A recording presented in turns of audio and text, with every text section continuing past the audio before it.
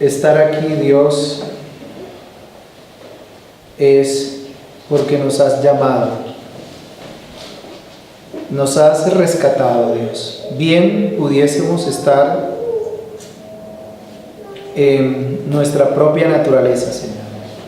Como dice tu palabra, manchados en nuestras propias sangres inmundas por el pecado. Pero Padre, nos has limpiado, nos has llamado. Y queremos en esta mañana otra vez adorarte, Señor, adorarte. Ayúdanos para hacerlo, ayúdanos. Señor, que sea tu Espíritu el que abra nuestro entendimiento para creer que estás aquí, Señor, y que te manifiestas por medio de tu palabra, que tu Espíritu está hablándonos, corrigiéndonos, exhortándonos, enseñándonos, animándonos, perfeccionándonos como creyentes. Creemos esto y lo creemos porque has puesto la fe, y el Espíritu Santo es el que nos guía según esa fe. Y Padre, estás aquí en esta mañana. Has hecho tabernáculo, has hecho casa, morada en aquellos que has llamado. Oh Padre, gracias por tu presencia. No solamente aquí, sino donde haya cualquier creyente en la tierra. Pero Padre, aquí, como pueblo unido, la creemos. Y por eso estamos adorándote. Perdona nuestros pecados, Señor. Somos débiles. Somos incrédulos muchas veces. Perdónanos. Señor, ayúdanos cada día a mantenernos en pie como creyentes, con la ayuda tuya. En Cristo Jesús. Amén. Solo voy a leer, me permito leer, ustedes tengan la amabilidad de escuchar una visión celestial. Esta es una visión celestial del apóstol Juan. En el libro de Apocalipsis lee, dice: y siempre que aquellos seres vivientes dan gloria y honra y acción de gracias al que está sentado en el trono. Apocalipsis capítulo 4 versículo 9. Al que está sentado en el trono, al que vive por los siglos de los siglos. Los 24 ancianos se postran delante del que está sentado en el trono y adoran al que vive por los siglos de los siglos, y echan sus coronas delante del trono diciendo, y echan sus coronas. Nada hay en nosotros en esta mañana que pueda ser méritos para adorar al Señor. La corona que debemos presentar es Cristo mismo ante el trono de la gracia y decir: Señor, digno eres de recibir la gloria y la honra y el poder, porque tú creaste todas las cosas y por tu voluntad existen y fueron creadas. Hermano Oscar, por favor. Sigamos en el culto al Señor.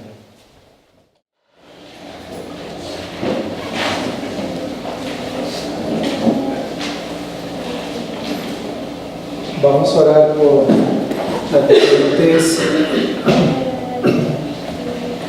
diferentes necesidades que hay en la iglesia. Esa necesidad que identificamos en esta mañana, que el Señor nos abra cada día más el entendimiento para comprender su voluntad y que vivamos en Él y por Él cada día. También oramos por las necesidades físicas También oramos por otras iglesias que predican el Evangelio en Bogotá, iglesias sometidas a Cristo. También oramos, y los que estén presentes y ausentes que también tengan peticiones, estaremos orando públicamente. Hermano Manuel Rojas, quiero que esta oración la pueda dirigir.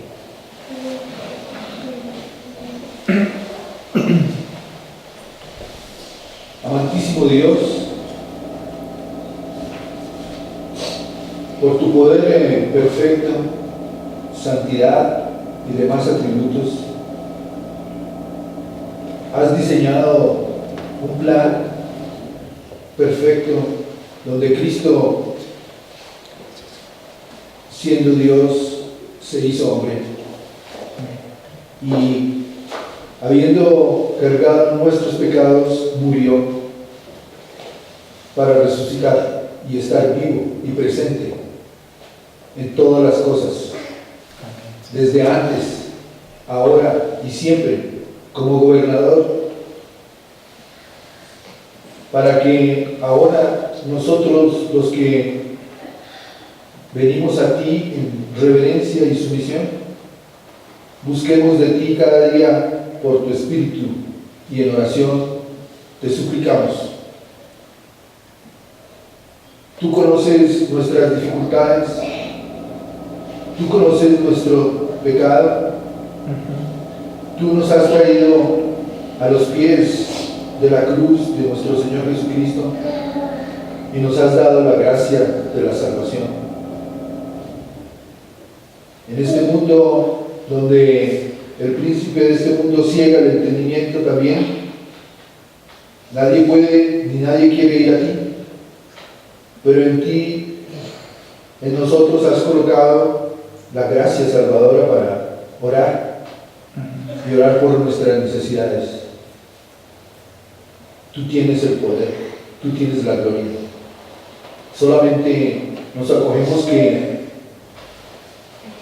tú darás respuesta, sea por fuera ella, para acogernos a ti, para estar unidos en ti y para consolar, para consuelo nuestro y de nuestros familiares, para que tú obres en cada uno de nosotros, para puestos los ojos en ti, en la cruz, en el Señor Jesús, y des fe a los que no han creído, y en nosotros que nos aumentes nuestra fe, para vivir cada día conforme a lo que tú eres, conforme a tu palabra, anhelando cada día estar más cerca de ti. Te ruego por cada uno de los, porque tú conoces nuestras peticiones, las que se han formulado y las que no, porque tú las conoces antes de que nosotros las pronunciemos.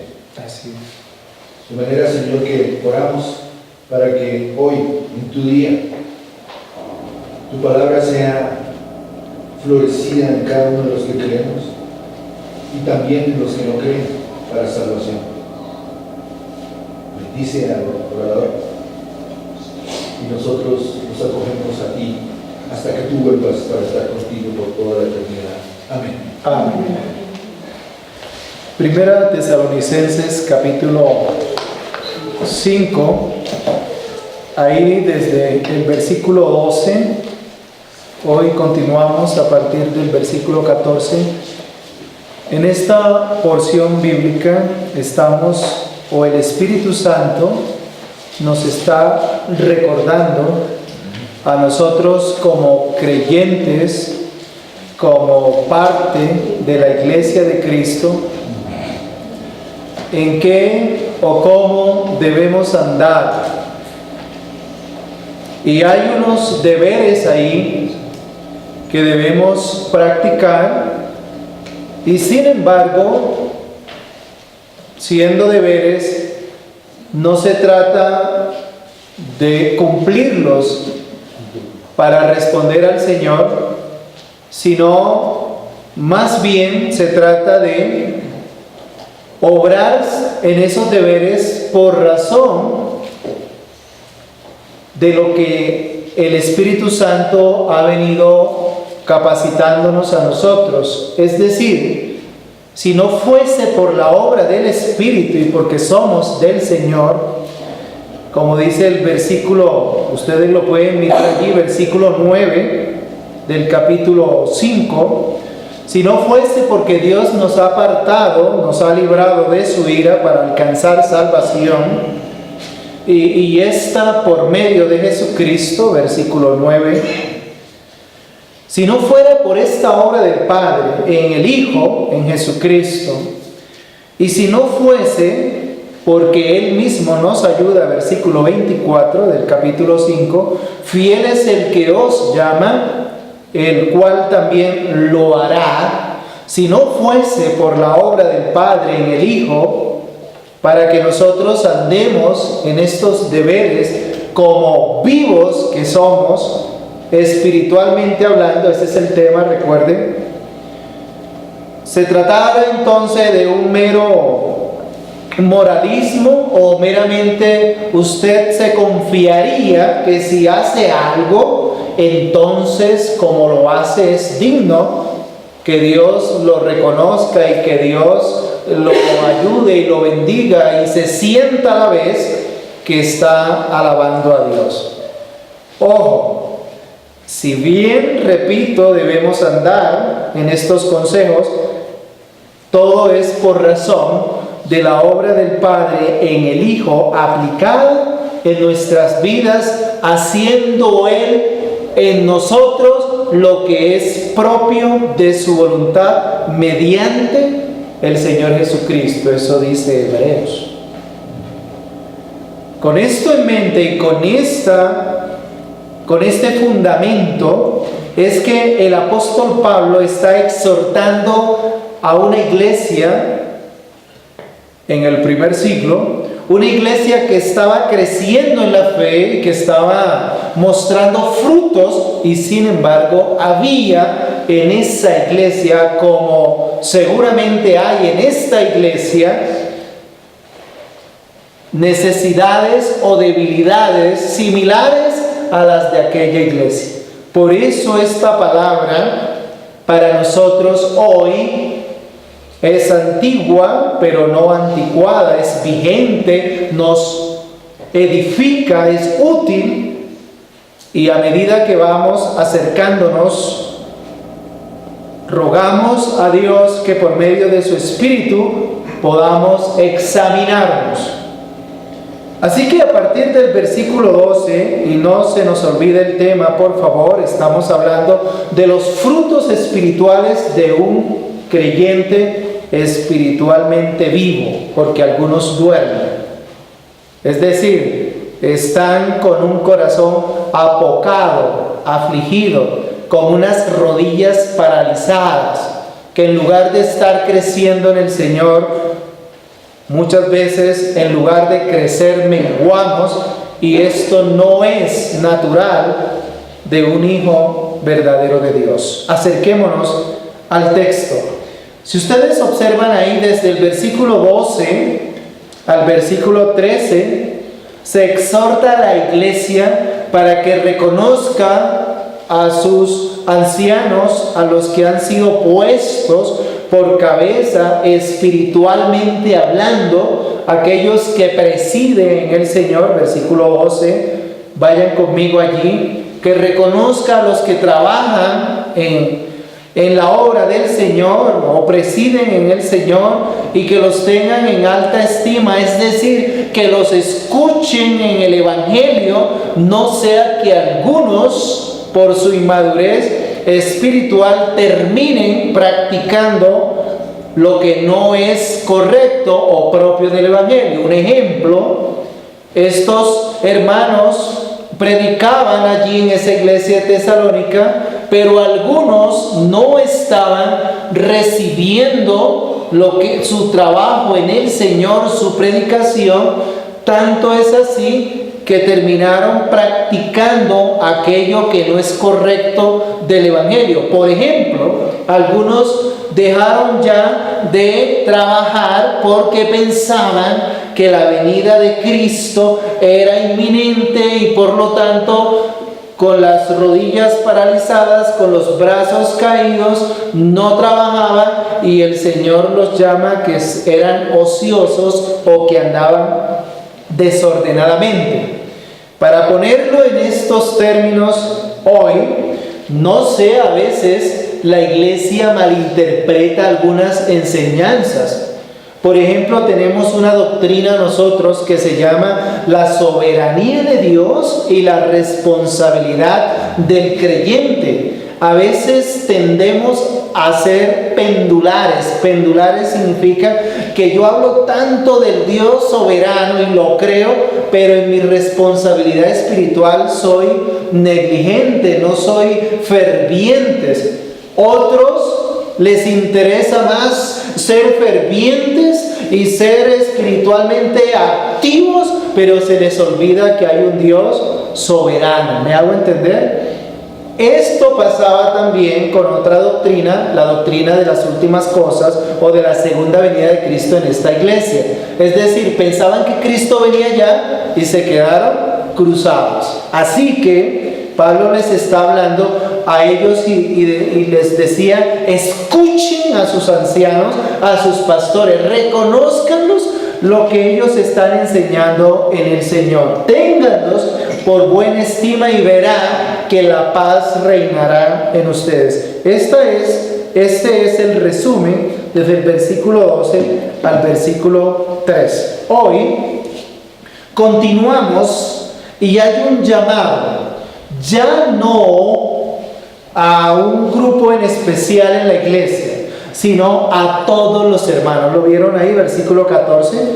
También os rogamos, hermanos, que amonestéis a los ociosos. Amonestéis a los ociosos. Versículo 14.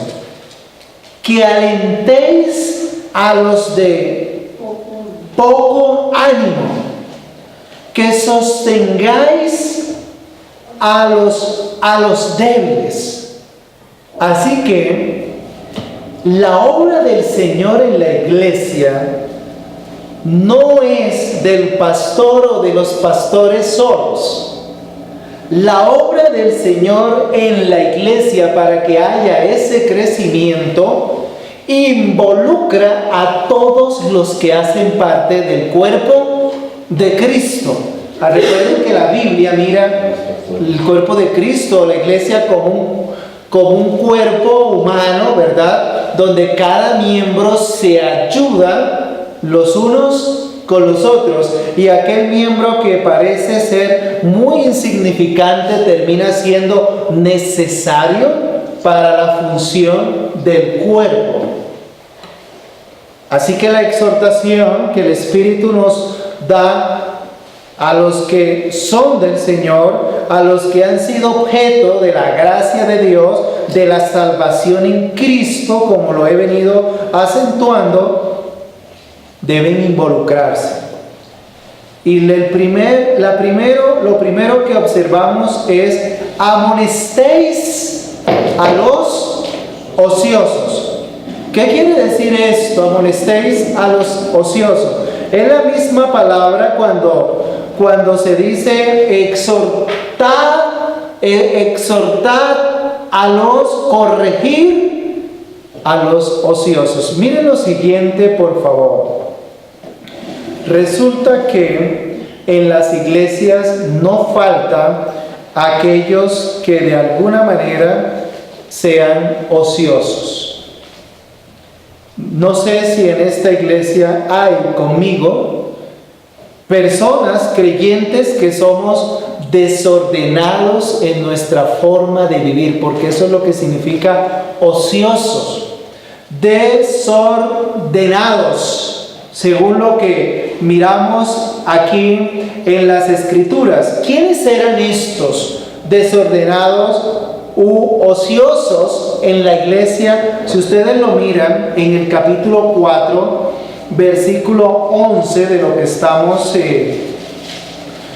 predicando en 1 Tesalonicenses, aquí identificamos a algunos que andaban desordenadamente y se les dice ociosos.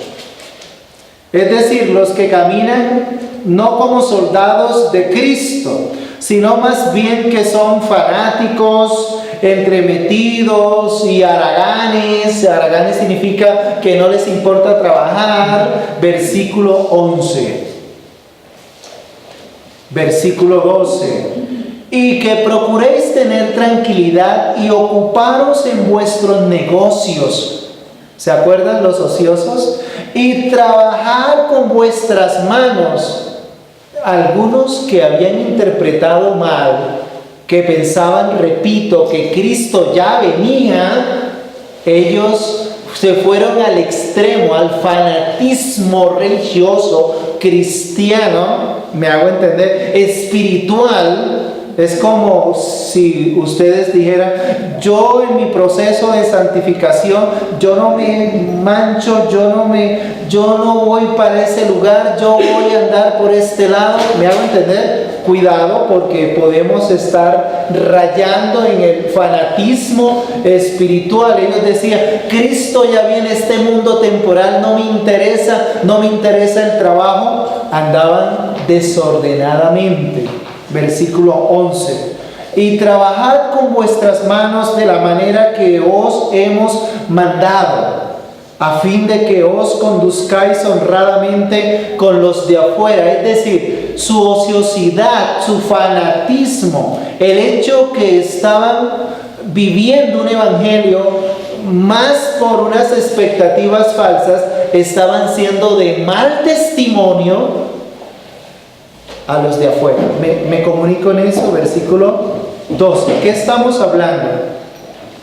Estamos diciendo en este momento que debemos velar los unos con los otros para que cada uno esté trabajando en lo que el Señor lo ha puesto.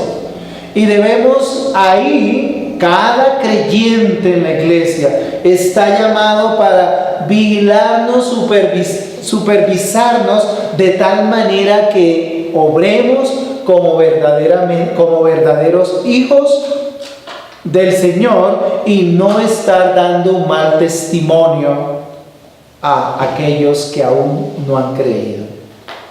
Ustedes mirarán allí también por el texto y se darán cuenta incluso que en la segunda carta de Tesalonicenses, capítulo 3, versículo 10, dice, porque también cuando estábamos con vosotros, os ordenábamos esto: si alguno no quiere trabajar, que tampoco coma. Es decir, estos fanatismos, repito, estos fanatismos espirituales pueden llegar a la iglesia cristiana. ¿Me hago entender? Pueden llegar a la iglesia cristiana. Claro, el hermano creyente tiene que discernir, por supuesto, en el lugar donde trabaja, y por supuesto que tiene que siempre recordar que es temeroso del Señor. Hay que discernir eso, pero el Señor nos pone en lugares donde ahí, a pesar del pecado que haya, y nosotros también con pecado, ahí debemos andar no desordenadamente, sino mostrando un testimonio para la gloria del Señor. Miremos más en 1 Tesalonicenses, allí. Amonestéis a los ociosos. ¿Quiénes? No solamente el pastor, no solamente deben amonestarlo los hermanos, algunos hermanos, no, todos aquellos que en un momento dado, en un momento providencial. Y ojo, en el libro de Gálatas capítulo 6, versículo 1, dice de la siguiente manera: hermanos, si alguno fuere sorprendido en alguna falta, ustedes que son espirituales, restáurenle con espíritu de mansedumbre, considerándote a ti mismo, no sea que tú también seas tentado. Lo cual quiere decir que no es que el Señor acá quiera ser gravoso con sus mandamientos, sino que nos ayudamos los unos a los otros. Esa es la función del cuerpo, edificarnos mutuamente, orar, pero también exhortarnos si fuese el caso. Esta iglesia estaba descuidando ese deber bíblico que el Espíritu Santo le había puesto y por eso es exhortada. Miremos otros pasajes aquí en el versículo de Primera de Tesalonicenses. Volvamos otra vez al pasaje que estamos observando, versículo 14. Que alentéis a los de poco ánimo. ¿Nos desanimamos? Como creyentes nos desanimamos. Y ojo, esto es una realidad en nosotros como creyentes. Y esto no tiene distingo espiritual. Se desanima el que está iniciando en el Señor. Se desanima al que está trabajando en el Señor en esto, en lo otro, y se desaniman muchísimos los que están sirviendo en el Señor. Así que no hay distingos en cuanto a los que se pueden desanimar en un momento dado. Yo quiero citar en este momento Isaías capítulo 35, versículo 4. Isaías capítulo 35, versículo 4 dice: decid a los de corazón apocado, es decir, desalentado. Ustedes y yo hemos estado así, o quizás estamos en estos tiempos desanimados, pero desanimados no lo vean desde el punto de vista emocional, porque podemos estar muy felices emocionalmente, pero espiritualmente frustrados. Versículo 4: decídalos de corazón apocado, esforzaos, no temáis, he aquí que vuestro Dios viene con retribución, con pago. Dios mismo vendrá y os salvará. Y los salmos están repletos de estas expresiones. Y aquí está hablando de esa retribución. Y esa retribución que está hablando Dios aquí a su pueblo no es nada más ni nada menos que la obra de Cristo mismo. Versículo 5: entonces los ojos de los ciegos serán abiertos y los oídos de los sordos se abrirán. Entonces el cojo saltará como un ciervo y cantará la lengua del mudo, porque aguas serán cavadas en el desierto y torrentes en la soledad. ¿De quién estaba hablando? De la obra de nuestro Señor Jesucristo. Volvamos a Cristo siempre. Todos los días estamos llamados para volver al Señor.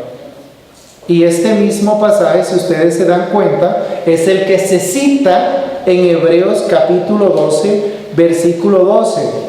En este pasaje justamente se habla de aquellos que no estamos en algún momento atendiendo los asuntos espirituales. Hebreos capítulo 12, versículo 12 dice de la siguiente manera: por lo cual levantad las manos caídas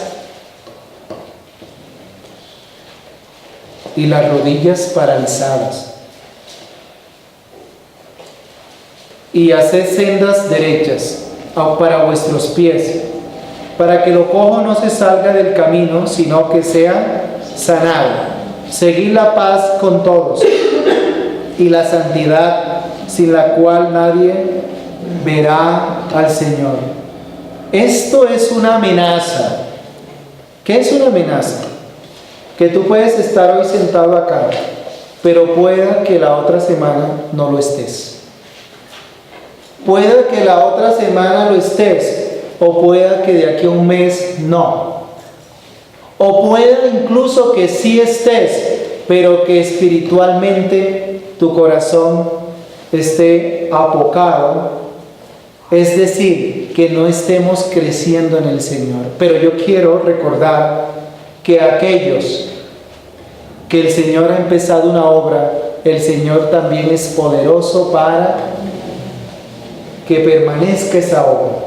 Y por eso estoy citando 1 Tesalonicenses, que dice: fiel es el Señor, fiel es el que llama, Él lo hará. Y repito, desanimarse es descuidar los medios de gracia, la oración, la predicación, estar creciendo en aquello que es el Evangelio, Cristo mismo. Alentéis a los de poco ánimo.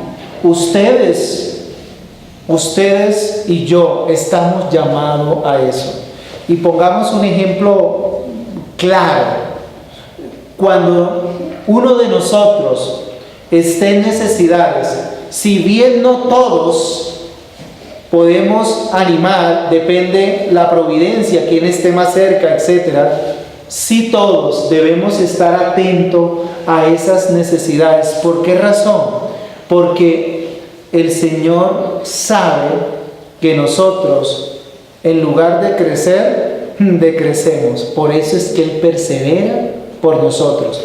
Así que si el Señor nos pone en un lugar, es para que nos involucremos por la gracia del Señor en animar, en exhortar, en recordar el Evangelio. No podemos ser una rueda suelta cada uno de nosotros.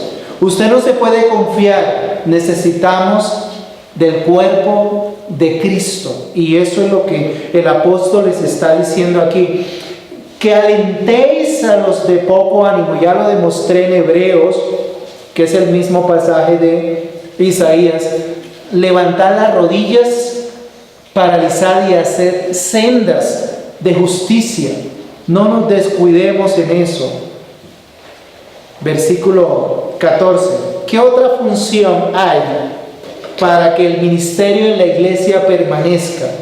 Miren, en la iglesia hay funciones y usted no es un espectador, ni yo tampoco. En la iglesia hay funciones. Hay que orar los unos por los otros. Hay que dar de aquello que Dios nos ha dado. Y esto no quiere decir que usted proclame a voz en cuello lo que está haciendo. No, usted desde el don que el Señor le ha dado, aquella oración que hace en secreto, aquella ayuda que presta a la iglesia, todo esto contribuye. ¿Para qué razón? Para fortalecernos y para edificarnos los unos a los otros. Así que no es labor solamente de los ancianos, de los que presiden, sino es labor de cada uno de nosotros y con todo, no con algunas en particulares, con todos, porque eso es lo que el Evangelio nos está enseñando. Repito, versículo 14 dice: que sostengáis también a los débiles. Primero dijimos que amonestéis a los ociosos. Muchas veces hay que llegar como voz de trompeta, ¿verdad? Con la palabra. El Señor demanda, pero también esa voz de trompeta se debe acompañar con el amor hacia mi hermano. Porque después de exhortar, de recordar la palabra, ¿qué sigue diciendo ahí? Que lo alentéis, que lo ayudes a caminar. Esa es literalmente la idea. Ayúdalo a caminar, ve con él. Pero dice también, acuérdate que él, como tú, es débil. ¿Sabes por qué debes ir con él? Porque es débil. Primero, recordarle el Evangelio, pero no solamente que seas un voceador como quien vende periódico, voceador, es que la Biblia dice esto. Y sí es cierto que dice eso. Le dices lo que dice la Biblia, pero lo acompañas a caminar. Y no solamente eso, sino que también recuerda que Él es débil como tú eres débil. ¿Notan esos tres aspectos? Que el que enseña la palabra debe tenerlos. Esas son unas cualificaciones del que enseña. Y ustedes también enseñan. Yo también enseño. No basta con ser bíblicos o enseñar correctamente. Hay que estar también presto para acompañar y también para recordar que si estás enseñándoles es porque es débil y que nosotros también lo somos. En este caso, en este contexto de Primera de Tesalonicenses, ¿quiénes hubieran podido ser los de poco ánimo? ¿Quiénes hubieran podido ser? Bueno, si ustedes se dan cuenta ahí en Primera de Tesalonicenses, en el capítulo 4, versículo 13. ¿Quiénes estaban siendo de poco ánimo en este contexto? Capítulo 4, versículo 13. Tampoco queremos, hermanos, que ignoréis acerca de los que duermen, para que no os entristezcáis como los otros que no tienen esperanza. ¿Por qué estaban siendo de poco ánimo? ¿Por qué se les había bajado, disculpe la expresión, la nota a ellos? Porque habían sido sometidos a un duelo emocional y no espiritual. ¿Por qué digo emocional? Porque se le morían los parientes y en lugar de recordar la esperanza de resurrección que hay en Cristo, miren el versículo 13, se entristecían. ¿Por qué estaban desanimados? Porque cuando dice el 13, tampoco queremos, hermano, que ignoréis acerca de los que duermen cuando morían, ¿verdad? Para que no se desanimen, para que no se entristezcan. Y ahí es donde el Espíritu Santo les recuerda aquí, porque si creemos que Jesús murió y resucitó, así también traerá Dios con Jesús. Ellos estaban desanimados, ellos habían sido sometidos a un duelo, pero un duelo emocional. El duelo es correcto cuando hay una tragedia o cuando hay alguna situación que podamos o que puede aquejar a nuestra vida. El duelo es correcto, pero tenemos que entrar en esos periodos de duelo con la esperanza que Cristo vive y que Él es soberano. Entonces, estaban desanimados, en este caso por eso. Y ustedes y yo, ¿qué nos desanima? ¿Verdad? Hoy, ¿qué nos desanima? Y si ese desánimo termina siendo emocional en nuestra vida, o esa situación que pudiera desanimarnos, más bien lo que hace es recordar la obra de Cristo. Eso es lo que debemos en este caso esperar. Así que ya demostramos por las Escrituras quiénes eran los que andaban desordenadamente. Aquellos que no querían hacer nada, ¿verdad? ¿Quiénes eran los que estaban de poco ánimo? Aquellos que fueron sometidos a un duelo, pero que no tuvieron la esperanza en Cristo, sino que como murieron sus parientes, entonces se preguntaban, ¿y ahora qué va a pasar? Y lo tercero que vemos aquí en el texto que sostengáis a los débiles, a los débiles. Capítulo 4, versículo 1 en adelante. ¿Quiénes eran estos débiles? La palabra débil, por favor, la palabra débil no solamente en las Escrituras se refiere a una debilidad física en las Escrituras, sino que también se usa esta palabra débil en las Escrituras como una persona que espiritualmente está siendo sometida al pecado. ¿Me hago entender? Es decir, espiritualmente es débil espiritual, es decir, no está andando. Capítulo 5, versículo 6 de Romanos, voy a demostrar que esta debilidad está asociada, si bien está asociada con una debilidad física, también está asociada con una debilidad espiritual. Versículo 6 de Romano, capítulo 5 de Romano, versículo 6 dice: porque Cristo cuando aún éramos débiles, a su tiempo murió por los impíos. La palabra débil ahí no es en el sentido físico, sino en el sentido espiritual. Dicho inmediatamente, usted y yo somos propensos a pecar. ¿Me comunico en eso? Ustedes y yo, esta iglesia mostraba debilidad.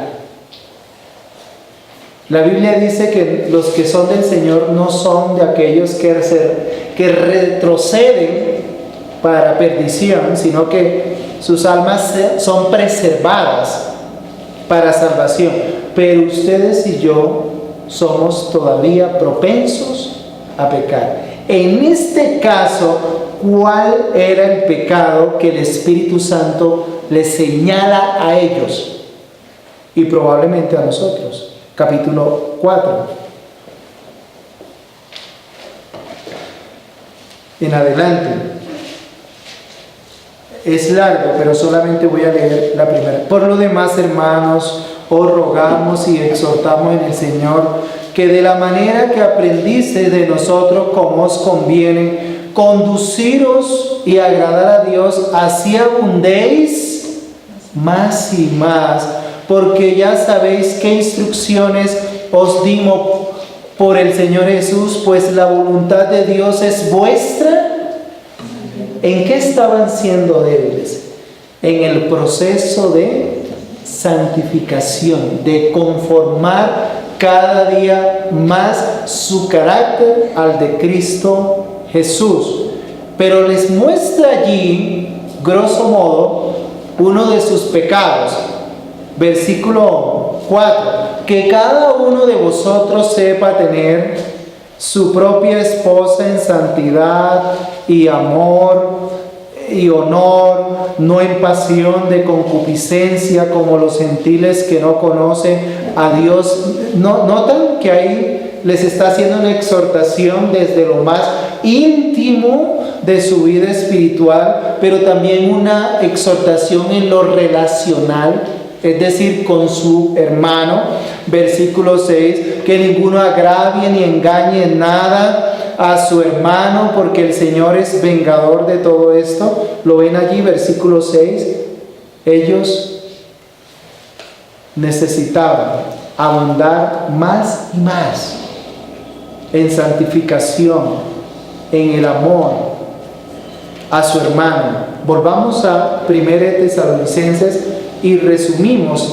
Esos son nuestra responsabilidad como creyente. Y quiero decirle algo, y por favor cada uno lo pueda discernir conforme a la obra del Espíritu.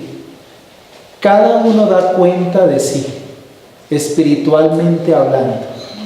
¿Me hago entender? Cada uno. Eso es claro, y cada uno se ocupa de su responsabilidad espiritual.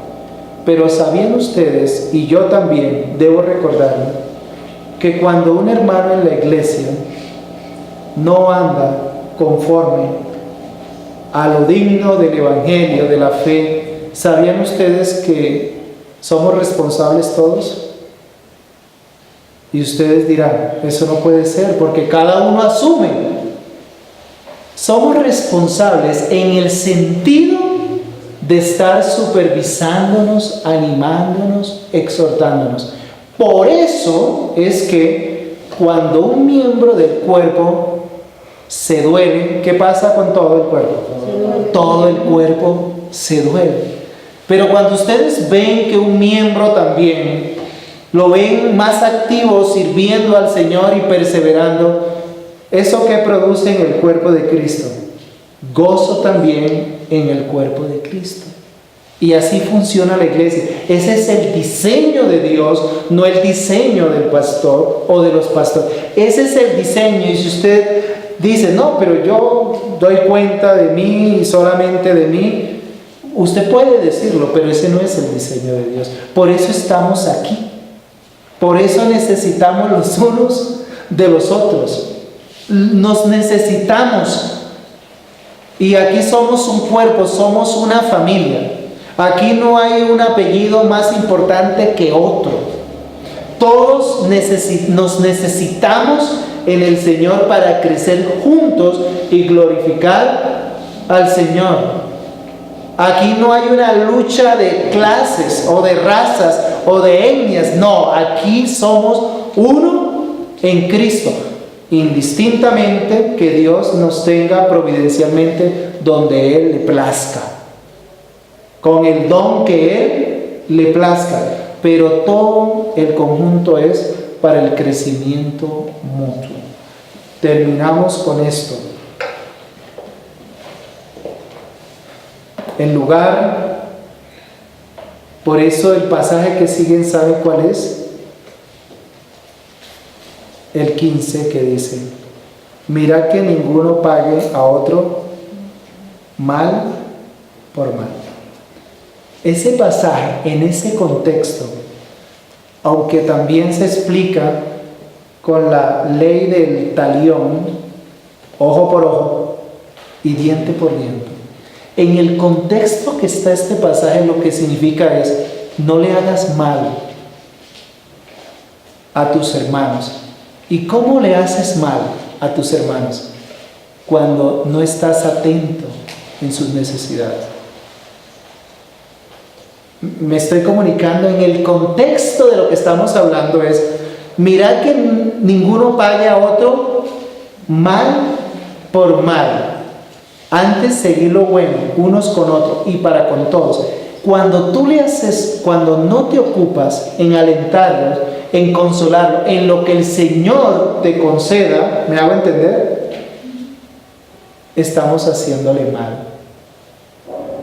¿Por qué? Porque la función de nosotros es muy útil para el crecimiento de cada uno. Cuando no oramos o atendemos en la providencia de Dios, repito, y con esto quiero terminar. No es que el domingo nos reunimos y nos amamos y del lunes al sábado vivimos cada uno por su lado. No, todos los días tenemos esa responsabilidad con aquellos en que Dios nos ha puesto en su cuerpo. Y todo lo que he dicho hasta ahora no se trata de hacer un mundo ideal, ni crear algo así como Alicia en el País de las Maravillas. No, esto es con lucha y esto es en medio de nuestras debilidades. Pero si en el Señor somos capacitados para hacerlo, así es que la iglesia va a crecer y va a recibir los beneficios de Cristo. Pero termino otra vez con esto. ¿No le parece que esto es de mucha esperanza? Que usted se entere que en el cuerpo de Cristo los demás, permítame esa expresión, están obligados a velar por usted. O sea que la iglesia es para ayudarnos a crecer y a crecer y a estar permaneciendo en el Señor. No es si queremos, es lo que Dios ha ordenado. Y eso es gracia, porque están favoreciéndonos. Y así Dios lo ha conferido a cada uno para que nos ayudemos por ellos. Señor amado, gracias porque, Padre, lo que tenemos en la iglesia es lo que necesitamos, la manera como la iglesia debe ocuparse de los miembros, Padre. Señor, ha pasado que nacemos en una familia y pudiéramos fallar de no estar ocupándonos los unos a los otros, hermanos por su lado, padres por su lado, y estar en esta función como resultado de la obra que el Espíritu Santo hace en nuestras vidas. Señor, llévanos a casa con paz, con seguridad, pero te pido que nos mantengas en el temor de ti y sobre todo en el día del Señor. Amén.